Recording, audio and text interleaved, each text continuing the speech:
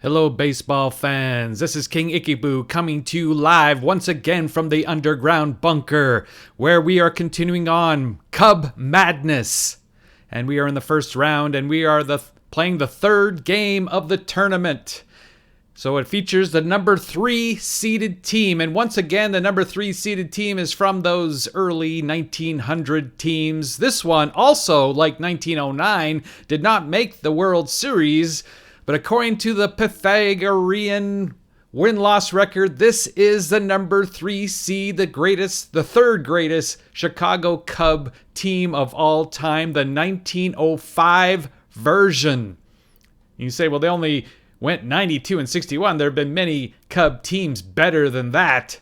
However, this team was extremely unlucky. They finished in third place in 1905 with 13 games behind the New York Giants. However, according to our friend Pythagorean win-loss record, they were only 1 game back.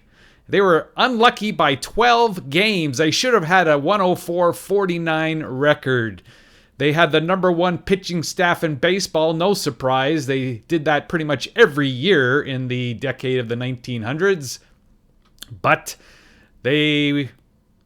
what can I say? The Giants won the pennant, but it wasn't close, but it should have been closer. What else can I say about this team? Let's go back to their page. They had only 7 pitchers. Can you imagine? They only had 7 pitchers the entire season, and they had Three Finger Brown in his first full season for the Cubs. In fact, it might have been his first season overall. Let's check that. I always have to get my facts straight. No, he pitched in 1904, so it's not his first season. But he was not yet the ace. He was 28 years old, but the ace is a guy we saw in the 1909 game who came in relief, Ed Rulebach, and he will be the starting pitcher for the 05 Cubs today. And the starting lineup offensively is very similar, should be familiar names to you, with some exceptions. Steinfeld is not on the team yet. It is Doc Casey, the third baseman. Jimmy Slagle's not on the team yet. Instead, it will be Billy Maloney. Otherwise, the same players once again. Who will they be facing today? The number 30th seed and one of my favorite Cub teams of all time, the 1989 Cubs, who finished 93 and 69. So they finished with a better record, at least more wins than the 05 Cubs. But the Pythagorean win-loss record says they should only have been 90 and 72. They were lucky by 3 games, and they are the 30th seed. But when you look at the actual thing, I had to bring them up because they are in reality the 37th seed. But I got some of these other teams that are kind of redundant. A lot of 1930 Cubs teams are in this tournament. A lot of 1900 teams.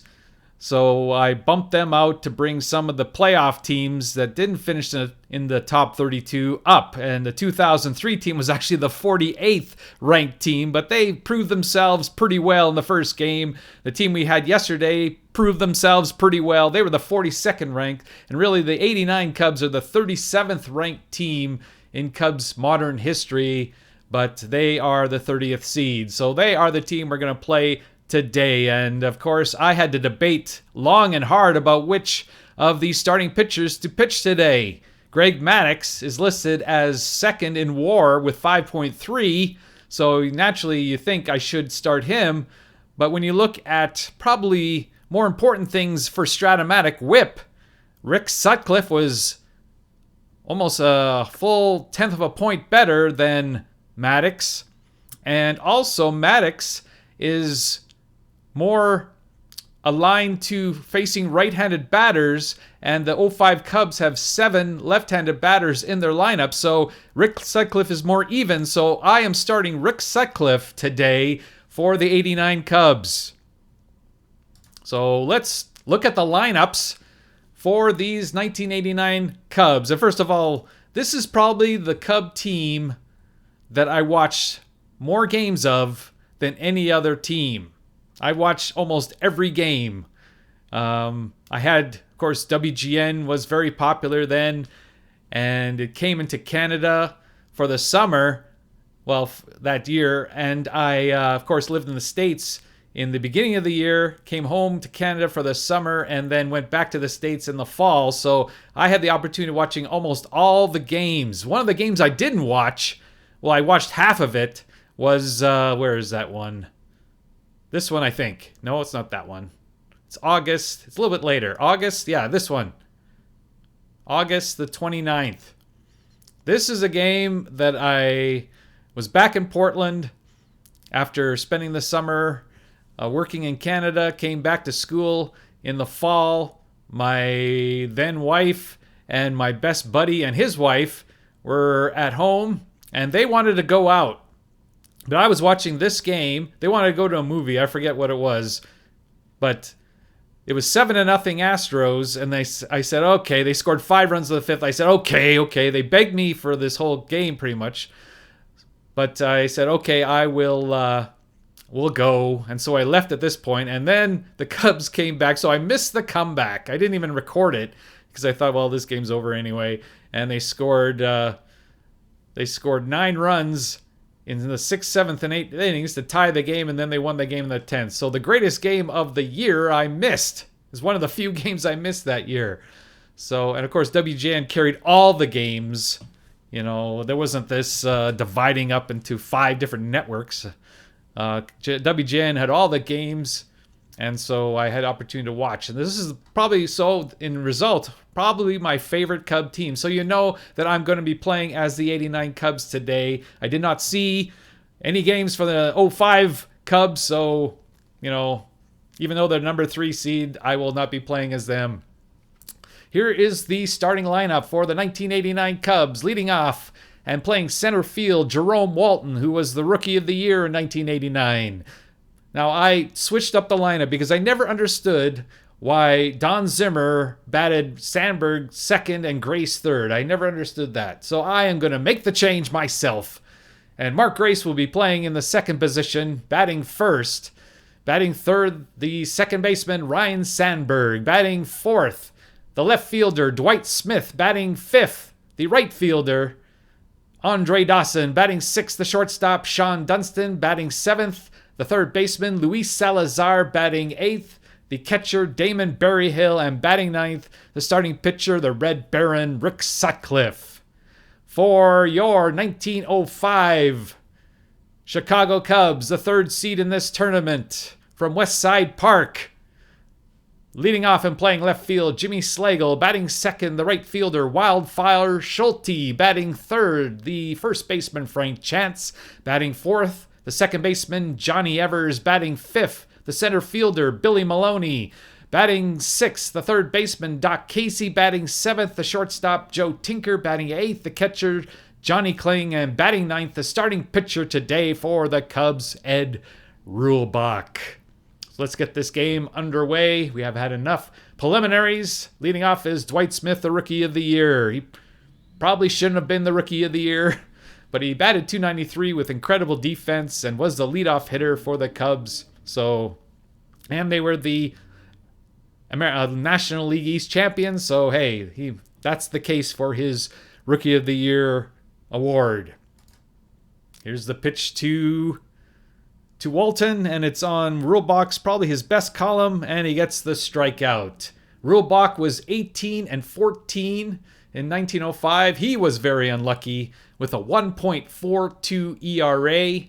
He threw 291 innings, gave up 208 hits, 73 walks, 152 strikeouts, and like all Cub aces, only gave up 1 home run the entire season. His card, you could say it's probably even better than Three Finger Brown, because Three Finger Brown, both of the years we saw, had full singles on 5 and 6 of column 4. Here he only has a 16 on column on the 6 roll, and he gives up a triple, only 1 out of 20 on the 7, and gives up a walk on 8th, and nothing else besides the ballpark checks on the 5th and 6th. So you can say this is the best pitcher we've seen for the number 1, number 2, or number 3 seeded Cubs here in the first 3 games is Ed Rulebach. Now, he got shelled if you saw game 2 for the 1909 Cubs. He gave up the lead, so he's had bad luck. But, I don't know, he has a much better card here. He should be dominant. Here is Mark Grace. He batted .314 in 1989 with 13 homers, 79 RBIs, and 80 walks. A great number 2 hitter, but he never played in the number 2 spot. He was batting third, and I've talked about that already. I'll say no more about that. He gets his column, and he's going to have a possible home run or a double as a consolation prize if he rolls 6 or less. He rolls 6. Mark Grace gets a hold of it. It's going back, back, back. It is out of here. Mark Grace in the first inning puts the 89 Cubs ahead with a home run. And as we already said just a moment ago, Ed Rulebach gave up only 1 home run in 291 innings, and here he gives up a home run in the first inning of this tournament, of the Cub Madness tournament. Here's Ryne Sandberg, King Icheboo's all-time favorite baseball player of any team of any time. He's the reason why King Icheboo is a Cub fan, because he became a Cub fan on June the 23rd, 1984, the Ryne Sandberg game. That's when I became a Cub fan, so he will always be my favorite. And I've always called him the best second baseman of all time. Nobody else agrees with me, and maybe he's not, but he's definitely my favorite. Here we go. Gets his column. He could get a home run too, but he avoids it. He gets a strikeout. If he were rolled at 8, he would have had a great chance of a back-to-back home runs, but he is out. Here is Dwight Smith. Dwight Smith had a great year, and you could argue he should have been the Rookie of the Year, although his defense, as you will see, was much worse than Jerome Walton's, but he was better with the bat. And he gets his column. We got good luck so far, and we didn't get the home run or a triple, but we got a base hit. So 2 hits in the inning for the Cubs.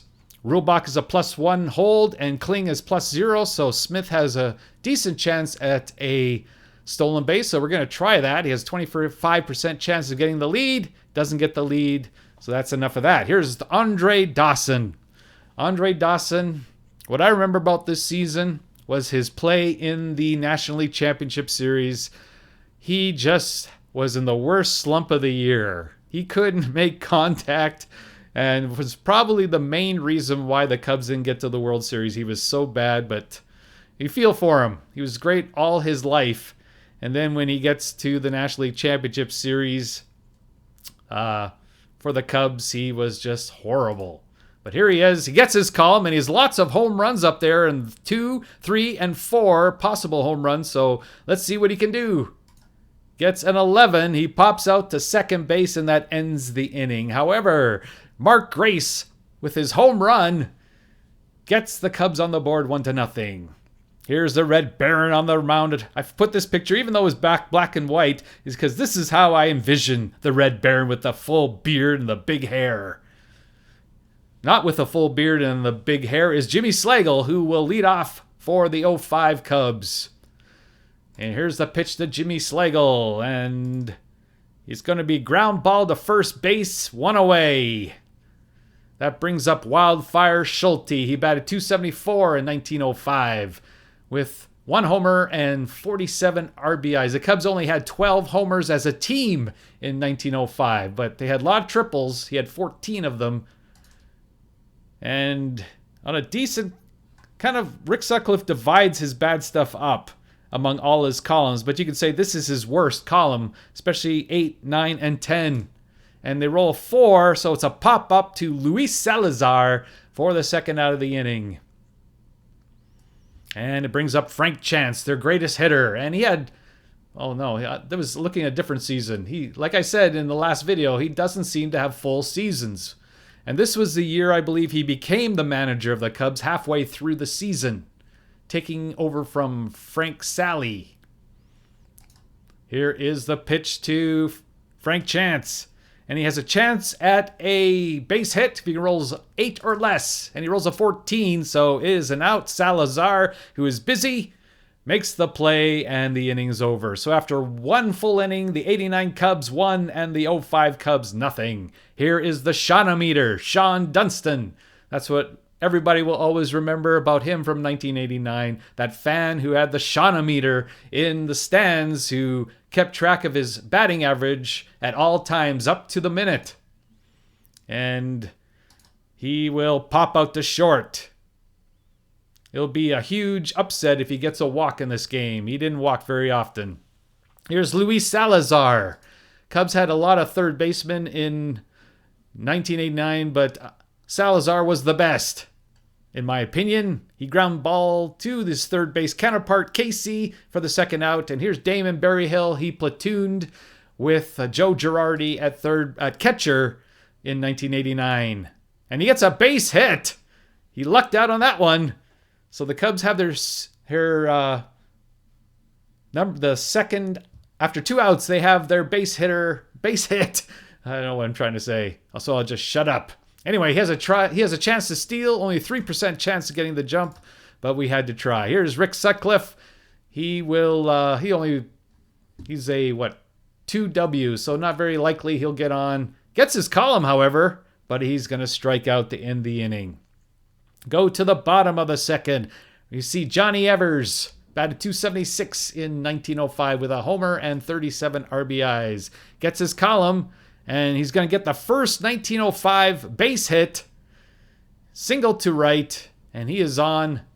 And I want to make sure that the AI is managing 1905, so they'll probably try to steal. Berryhill had a good arm, -3, but Sutcliffe couldn't hold runners on with that big windup. He can't get the lead, so it's Billy Maloney, batted .260 with 2 homers and 56 RBIs and 59 stolen bases. He gets his column. He's going to get a base hit, so the 05 Cubs are threatening here. He's going to be waved to third. Should we try for it? 65% chance. If we don't get it, then they're going to have 2 men in scoring position with nobody out. I'm going to stop the runner from advancing. It's only the tying run. We got to hold this guy here. Like we said, though, he had 59 stolen bases, so he's definitely going to try for a stolen base here. Can't get the lead. Okay, good. Here's Casey. .232 batter with a homer and 56 RBIs. And he's going to see, that's why we did this. He's going to hit into a double play, Salazar to Sandberg to Grace. But the runner scores a tying run, and it's 1-1. But now their bases are empty for Joe Tinker. He batted .247 with 2 homers and 66 RBIs and 31 stolen bases. And it's on Sutcliffe's card, and he has a chance for a base hit because of the ballpark factor. He rolls an 18, and he will line out to Dunston to end the inning. But the 05 number 3 seed Cubs tie the game at 1 in the second inning. We're back to Jerome Walton. And he gets his card, but it's not a good column. And he's going to strike out for the first out of the third inning. Here's Grace, who homered in the first inning. Let's see what we can do here. He gets his roll, but it's on his worst column. And he's going to fly out to Wildfire Schulte to get the second out. Brings up Sandberg. He's 0 for 1. And it's on Rulebach, but it's on his best column. But it's way down on the 12, and he's going to pop out to third baseman Casey to end the inning. It's still 1-1. Here's Johnny Kling, the catcher, batting 8th.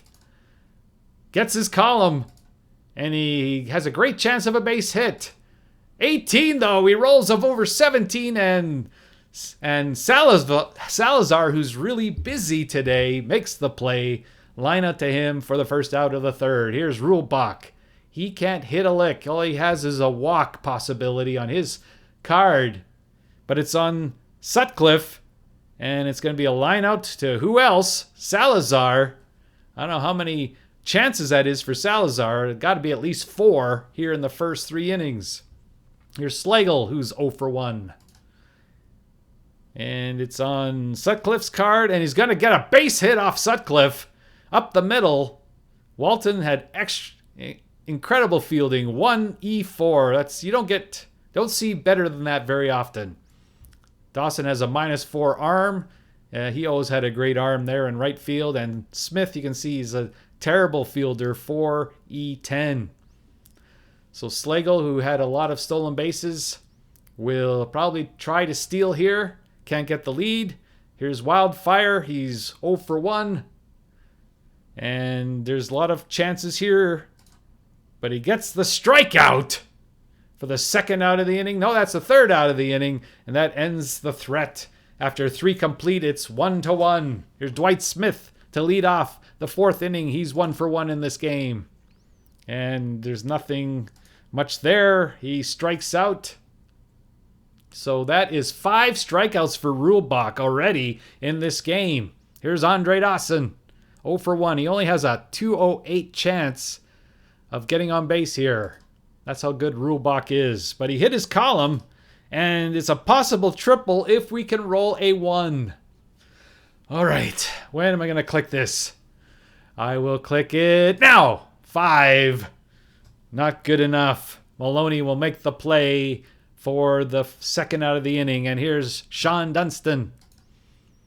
He gets his column. He gets his card, but there's only 7 and 8. So we're going to roll 8. He gets a base hit. The Shauna meter goes up. And he has a 70% chance of a stolen base. But he has 89% chance of getting the lead. There's 2 outs. Let's see. Is Salazar a good clutch man? No, he's not. He goes down significantly in the clutch situation. So we will not steal here. Because even if he gets on, Salazar will probably just choke in the clutch. So we will just swing away and hope for the best. 2. There's some good stuff there. Yeah, 8 would... If this was the clutch situation, 8 would be coming out.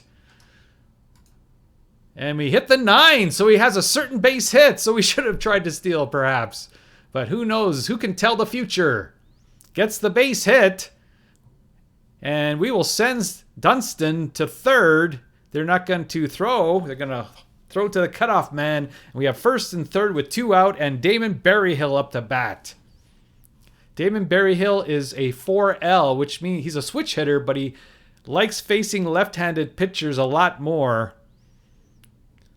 But he only has a 205 on base and a 220 slugging chance here. But you never know what can happen. Gets a 2. There's a 7 there. If he can roll the 7, he will get a base hit. And we roll a 9. So it is a ground ball to second base. Evers makes the play and the inning is over. And therefore the threat. So it's still 1-1. Here's Frank Chance, their best hitter. 411 on base chance here in this situation.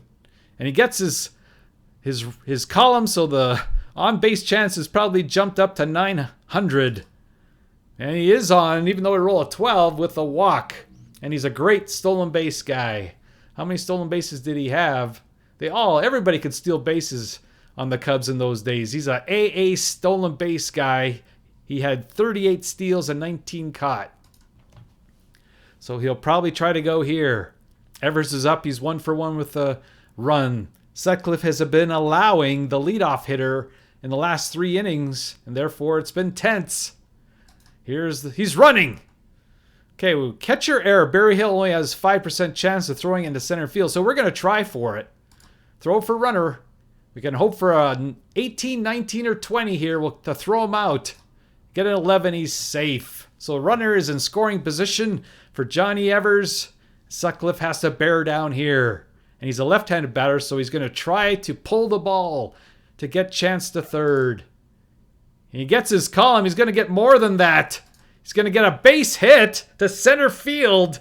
Will they try to score? Gives him the green light. We will stop the other runner from advancing, and the 05 Cubs take the lead 2-1. Johnny Evers comes through with a clutch base hit. And they'll probably try to steal with him. He can't get the lead, however. Here's Billy Maloney, 1 for 1. And a balk has been called on Sutcliffe. And with that, Evers goes to second base. And Don Zimmer's out arguing with the umpire. And we know how entertaining that can be. So let's watch that for a second. Hope you enjoyed that. I wish you could see a video clip. There was nothing like Don Zimmer when he was angry. Anyway, the ump always wins the argument. So Evers is at second base with nobody out. And another left-handed bat up. So he's going to once again try to pull the ball. And it's on his column. They're getting all their columns. Okay, so here's the situation. He rolls a 10, so he has a home run possibility. He had 2 in 1905, probably the leading home run hitter for the Cubs. But if you roll higher than 2, it'll be an out to one of the outfield positions. We'll find out which one. He rolls a 16, no home run. He hits it to center field. Will they try to go? It's deep. And they don't try it, so he's still at second base. Doc Casey, another left-handed batter. He's a switch hitter. Up, he's 0 for 1. And finally, it's on Sutcliffe's card, although it's his worst card. It's a fly ball right field X. So Dawson is going to make... It's a chance for Dawson. If we roll a 1, 2, or 3, he's going to get a hit. If we roll a 4, he'll probably advance to third. For certain, if they roll anything from a 5 to a 15, he will have a chance to go to third. And 17, 18, 19, 20, he will hold for sure. But there's a 8.9% chance of an error as well. Let's see what happens. Oh, he gets a base hit. It rolls up here. And an error as well. Holy cow. So that will score the run for sure. And Casey goes to third on the single and an error. What was Dawson doing there? You can only imagine. That was horrible. So the infield comes in. The third Cub, 05 Cub run scores, and it's 3-1 now. And Tinker is up. We bring the infield in. They've been getting good rolls, those 05 Cubs, better than the rolls of any of the first 3 top seeds. And what happened here? Bad. Oh, he's laying one down, and he gets a sacrifice bunt. Sacrifice, the squeeze play is on. I don't know if it was a suicide squeeze or a safety squeeze. They don't tell us, but it was successful. And the Cubs of 05 get their 4th run. Dead ball fashion. Even though the corners were in, the infield was in, they still succeed. Because everybody was great. Joe Tinker, like all of them, was a great bunter. And that leads to the 4-1 lead for the 05 Cubs. Here's Johnny Kling now with nobody on base. But the damage is done. 3 runs in the inning. And the score is now 1905, 4. And the 89 Cubs 1. Sutcliffe is up. We got a lot of guys on the bench. Sutcliffe, you give up 4 runs in 4 innings. So you are done for the day. We're going to bring in who? Marvell Wynn, Mitch Webster. All these guys prefer left-handed pitchers. But when you look at the Cubs of 05, they only had 1 left-handed pitcher. We can't hold them all waiting for a left-handed pitcher to come in this game. So we're going to have to take charge now. Who should we bring in? We'll bring in Wilkerson. Curtis Wilkerson will come in to pinch hit for Rick Sutcliffe, hoping to get the leadoff batter on to get back in this ball game. And it's on Rulebach, and there's nothing there. It's going to be a ground ball to shortstop. Tinker makes the play, and there's 1 out. Here's Jerome Walton. He's 0 for 2. Rulebach is dominating this ball game, but he hits the batter, and Walton is on. So there's a little glimmer of hope here. And we're going to try to steal here. 33% chance. He's running. They're going to throw to second. 18, 19, or 20. He's out. 18. He is gone. Oh, man. Everything is going right for the 05 Cubs in this game. Rolls an 18, and Jerome Walton is thrown out by Johnny Kling. Here's Grace. 1 for 2 with a home run. And he will not homer. He could get a base hit here if he roll 8 or less. 4, he is on. So if we didn't try to steal, we probably would have first to third with 1 out and Sandberg up. But now we have 2 outs. Grace on first and Rhino at the plate. Get a hold of 1, Rhino. Let's get back in this game. No, he gets Rulebach. And he's going to strike out. Number 6 strikeout for Rulebach through 4 innings. So now we will see it's going to be the pitcher and then 2 left-handed batters. So we're going to bring in Slapshot Wilson, the Canadian, to pitch. Steve Wilson, he was 420 he was 6-4, 4.20 ERA and 2 saves. Okay, here is Rulebach. Not much of a hitter. And he strikes out. So Slapshot strikes out the first batter. Here is Slagle. The reason why he's in the game is to face these 2 left-handed batters, although it's still 4-15 on base. Okay, that was the good column to hit. Hits the fly ball to right field. Dawson won't screw this one up. No chance of that. He'll make the play for the second out. And here's Schulte, 353 on base percentage. And he gets, there's some stuff there, and he hits the possible triple. Although there's 2 outs, so it won't hurt so much. 10. Slapshot goes 1, 2, 3, and after 5 complete, the 05 Cubs, the number 3 seed, have 4 runs, and the 89 30th seed Cubs have 1 run. Dwight Smith is up. Rulebach is still very much control of this ball game. And he gets his roll there, and it's a ground ball to Tinker for the first out. That brings up Dawson, trying to make amends for that horrible defensive play he made in the 4th inning. He gets Rulebach's best column. Okay, it's going to be a test for Tinker. First test for the 05 Cubs, and Tinker has a 28.4% chance of an error, a 10% chance of a base hit. Let's see what we can do. Oh, I thought it was up there, but it's not. Okay, hit the error? No. So Tinker makes a flawless play on the difficult ground ball. Great play by Tinker for the second out of the inning. And Sean Dunston is 1 for 2. So the Shawnometer says 500 so far. And he's going to fly out to left field to end the inning. So after 5.5, 4-1 05 Cubs. And yeah, with 2 more left-handed batters and Chance, we'll leave Slapshot in. He pitched very well in the 5th. Oh, hit his horrible column, and it's a lot of dreadful things on there. Oh, we hit one of the better things. He has to roll 5 or less to get a base hit. And rolls a 10, so Slapshot gets his 4th consecutive out. Brings up Johnny Evers, 2 for 2 with an RBI. He's the hero so far. Here's the pitch from Slapshot. He gets that horrible column again. Okay, he's surviving it. 5, so he gets the out. 5th straight batter retired by Slapshot Wilson. Here's Billy Maloney. And he hits Steve Wilson's good column, but it's going to be a test for Sandberg. But I'm pretty confident he's going to make the play. There's no chance of a single and only a 3.6% chance of an error. And I've never seen a great defensive second baseman like this. You might say, oh, yes, the 1995 Roberto Alomar card was better. Okay, well, I'll give you that, maybe. But that's very, very good. And we can roll in confidence. Oh, yeah, I thought I was going to hit that 16, but it jumped up to 7. He makes the play. 6 consecutive hitters retired by Steve Wilson. And he will be out of the game now for a pinch hitter, but we have to find all the victories we can. Here's Rulebach to face Luis Salazar here in the 7th inning. Time is running out for the Cubs of 89. And it's a catcher opportunity. It's not much goes on for the catcher Chance. If he gets an error, he just gets to swing again most of the time.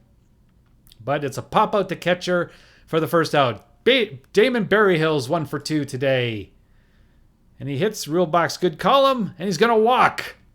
So there's some hope. Now we're going to have a pinch hitter. And who should it be? All the better hitters. They're better against left-handers. There's Girardi, Vance Law, Lloyd McClendon. I think he's going to be the one. He's a great bat off the bench. Ramos, Webster, and Marvell Wynn. Marvell Wynn is at least a left-handed batter. We're going to look mostly for that someone to prevent the double play. We're not going to bunt because we're 3 runs down, but we're going to find someone who doesn't hit into many double plays, like Domingo Ramos, 60. So he definitely won't be coming up. We can have Webster. I really like to save McClendon for a really... I don't know. We can't reserve these guys. We got to let him go. Although he's a 4L. But like we said, most of their pitchers are right-handed pitchers, so we can't wait for Weimer to be brought into the game. Here is Berryhill. We're going to try to steal in the off chance that he could get the jump. Can't get the jump. So here is McClendon, 273 on base, 273 slugging. Still has very little chance. We got to roll a 1. That's what we want. Can we roll the 1? No, but we can get the walk on 5 and 6. And we don't get it. He hits a ground ball to shortstop. Berryhill is out at second. McClendon safe at first. Not a great stolen base guy. So we'll let Walton swing away here. And it's on Rulebach. And it's a left field chance. Jimmy Slagle. We got to roll 1, 2, or 3 for a base hit. That's what we got to hope for. Just like Dawson got. We didn't get it. And we got to hit the error. Nope, no error. He's going to make the play to end the inning. And Rulebach is officially the most dominant Cub pitcher we've seen. 1965, Willie Mays hit a career high of how many home runs? I'm going to say 52. 52, let's see. 52, yes! With the Giants in 1965. And no, I haven't had that question before. Anyway, let's see who we're going to bring in. We're going to see, we have to face Doc Casey and 2 right-handers. So we're going to bring someone who is good against right-handers. We can bring in Jeff Pico. We can bring in Greg Maddux or Mike Bilecki. We'll bring in Maddux. You say, some might say he should have started this ball game. And maybe he should have, but he's going to come in now. Greg Maddux, probably one of the top 5 greatest Cub pitchers of all time. And he should have been a Cub his entire career. What's the name of that horrible GM that thought, he's going to play hardball with Maddux, not give him the money? Is it Heisel? Something like that. I'm sure you Cub fans know who I'm talking about. And as a result, Maddux said, okay, well, I'll go to the Braves. And, he probably was happy he did with all the success he had there. Anyway, we won't talk about that. I always talk about the old wounds. And that is definitely Greg Maddux is one of them. He's going to face Doc Casey, Joe Tinker, and Johnny Kling here in the 7th inning. And it's going to be a fly ball to center field. Walton makes the play for the first out of the 7th inning. Here is Joe Tinker. You can tell I'm melancholy now, how much I hated Greg Maddux leaving. And he's going to have a possible triple. How many times have the 05 Cubs hit their column in this game? We've got to roll higher than 7. We rolled that higher than 7 as we rolled an 8, and Walton's going to make the play for the second out. Nice roll there. Maddux is getting better luck than Sutcliffe did. Here is Johnny Kling. He is 0 for 2. And it's going to be a ground ball. So the Cubs have retired the last 9 05 Cubs consecutively, but they're still trailing by 3 runs. Now this has been the inning where the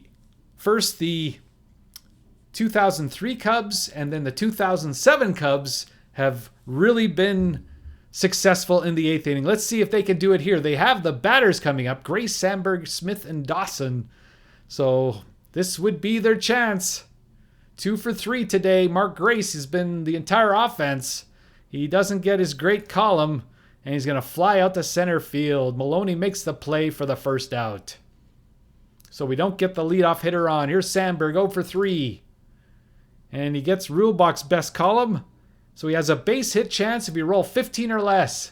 And we roll 9. So Sandberg is on for his first base hit of the day.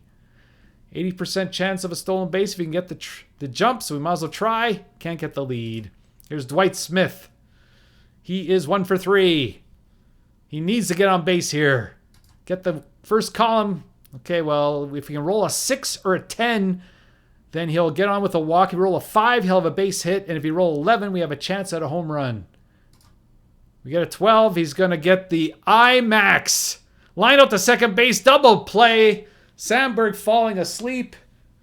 And that's the end of the inning. So we're still 4-1, 1905. We'll keep Maddux in the game. Let's see if they pull Rulebach. I doubt it. He's been incredible. It gets Maddux's best column. It's going to be another chance for Dawson. We know how poorly that happened the first time. It was very unlucky. Okay, this time he catches the ball and doesn't flub up. So Rulebach flies out to Dawson for the first out in the 8th inning. Here's Slagle, 1 for 3. Doesn't get his column. Ground ball to third base. Salazar, who's been the busiest fielder for the Cubs of 1989, makes the play. And here's Wildfire Schulte, 0 for 3. And it's going to be a possible single if you roll a 1. But it's an 18, so it is a line out to Sandberg for the out. So after 8 complete, the Cubs of 05, 4, and the 89 Cubs won. Last chance. Rulebach, still well below his 127 pitches. He has been dominant in this game. All he gave up was a home run in the first inning. Otherwise, he has just scattered 7 hits. Dawson is 0 for 3. He has not had a good game, but he got his column here. If he can roll 2, 3, or 4, then we'll be in business. But he rolls 11, and he pops out to Evers for the first out. That brings up Sean Dunston. He's 1 for 3. And not much hope here. Ground ball to who? To Evers. Makes the play, and the Cubs are down to their final out. The last hope is Luis Salazar. He has a decent column. You can roll 8, 9, or 10. And we roll 8, so there's still hope. Salazar gets his second base hit of the game. And brings up Damon Berryhill. Okay, we're going to use the compare here. One of the best features of Stratomatic. And see Marvell Wynn, how much better he will be. Not much better. Mitch Webster, little bit better. So we're going to bring in much less chance of a double play. So we're going to bring in Mitch Webster to pinch hit for Damon Berryhill. And let's hope for the best. Down to the final out. They will be eliminated. One of my favorite Cub teams will be eliminated from this tournament unless Webster can keep it going. And not much chance. The best chance here is the ballpark of the 3 and the 10. And it's a 4. The game is officially over. Tinker makes the play. And the 1905 Cubs defeat the 1989 Cubs by a score of 4-1. The winner is Ed Rulebach. He goes all the way. 9 innings, 8 hits, 1 earned run, 1 walk, 6 strikeouts. All he gave up really was a home run to Grace in the first inning. Sutcliffe with the loss, 4 innings, 5 hits, 4 runs, or 3 of them earned, 1 walk, 1 strikeout. But Wilson and Maddux were perfect in the last 4 innings.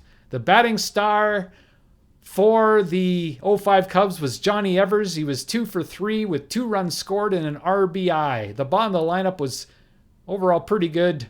I guess Maloney was 1 for 3. Casey was 1 for 3 with an RBI and a run scored. And Joe Tinker drove in a run in that crucial 4th inning. Well, that is it. We finished our 3rd game of the series of Cub Madness. And so far, the number 2 seed has advanced, the number 3 seed has advanced, but the number 1 seed is done. So that is signing off. Thank you for tuning in today. This has been King Icheboo. We'll see you next time. Goodbye, everybody.